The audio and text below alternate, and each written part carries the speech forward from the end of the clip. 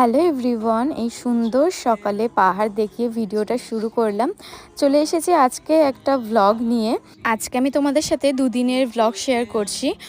একটা হচ্ছে 14 ডিসেম্বর, একটা হচ্ছে 15 ডিসেম্বর। আজকের ডেটটা ছিল হচ্ছে 14 ডিসেম্বরের। আমার ফার্স্ট রাইড ছিল হচ্ছে নেল এক্সটেনশনের, তো তারই উদ্দেশ্যে বেরিয়ে পড়েছিলাম। আর লোকেশন ছিল হচ্ছে উদান বিতান। তো এটা হচ্ছে ক্লায়েন্টের ডিমান্ডে করা ক্যাটসাই। তো এটা হচ্ছে ফাইনাল লুক নেইলের। তো চলো দিদি থেকে শুনে নিই কেমন লাগলো নেল করে।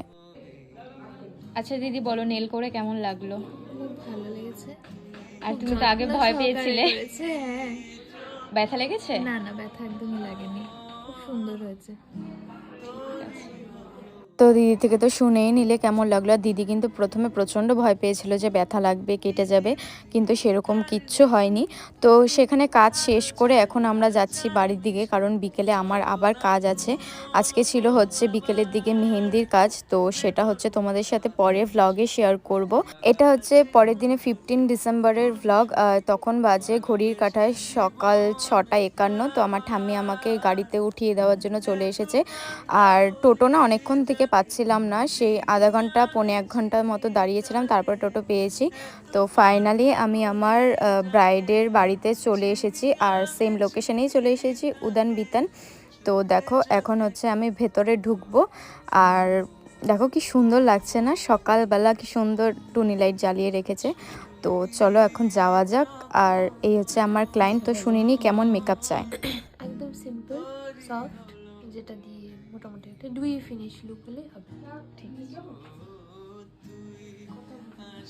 তো এটা হচ্ছে আমার মিষ্টি ব্রাইডের ফাইনাল লুকটা তোমাদের কেমন লাগলো অবশ্যই জানাবে। আর দিদি এতটাই শান্ত, মানে কি বলবো তোমাদের। দিদির কিন্তু রিকোয়ারমেন্ট মতনই সাজানো হয়েছিল। দিদি চেয়েছিল কার্লটা হবে ওপেনের মধ্যে, তো সেরকমই করেছি। তো কেমন লাগছে আমার মিষ্টি ব্রাইডকে তোমরা অবশ্যই কমেন্ট করে জানাবে।